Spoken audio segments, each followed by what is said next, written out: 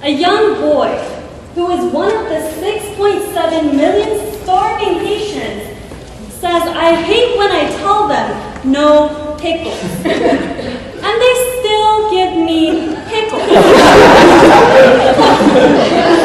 When a man outside a dilapidated timber house says, "When my house is so big, I need 2 wireless routers," the irony seems ridiculous.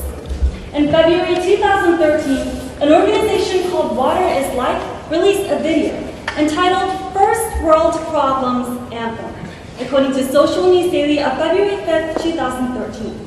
In this video, impoverished residents in Haiti recite the post shared by tweeters under the hashtag First World Problems.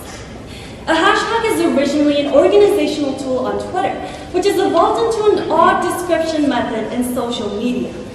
Hashtagging is when someone uses a £sign before a keyword or phrase relevant to the topic of their posts.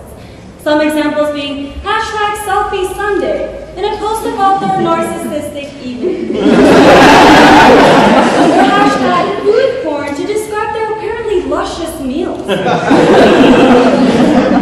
Likewise, hashtag First World Problems is used in posts to describe a very minor complaint, one that arises due to the complications of a first world convenience, like Wi-Fi, Starbucks, or Wi-Fi at Starbucks.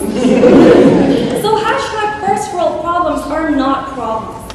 And when tweeters of the First World share these posts, they understand that their problems are not problems at all. Yet The Guardian of October 9th, 2013 explains that there are up to 5 tweets per second under this hashtag. It's like tweeters are saying, hashtag yourself, phew, we're doing good, my kid's getting 8 hours. Remember, 8 hours is the minimum recommendation. You're barely passing. 8 hours is kind of like getting a C on your report card. There are many factors contributing to this epidemic, but a major factor preventing teens from getting the sleep they need is actually a matter of public policy, not hormones, social lives, or Snapchat. Across the country, many schools are starting around 7:30 a.m. or earlier, despite the fact that major medical organizations recommend that middle and high schools start no earlier than 8:30 a.m. These early start policies have a direct effect on how much, or really how little, sleep American teenagers are getting. They're also pitting teenagers and their parents in a fundamentally unwinnable fight against their own bodies. Around the time of puberty, teenagers experience a delay in their biological clock, which determines when we feel most awake and when we feel most sleepy. This is driven in part by a shift in the release of the hormone melatonin.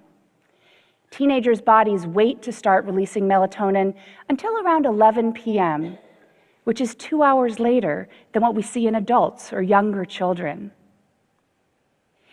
This means that waking a teenager up at 6 a.m. is the biological equivalent of waking an adult up at 4 a.m. Now, on the unfortunate days when I have to wake up at 4 a.m., I'm a zombie, functionally useless.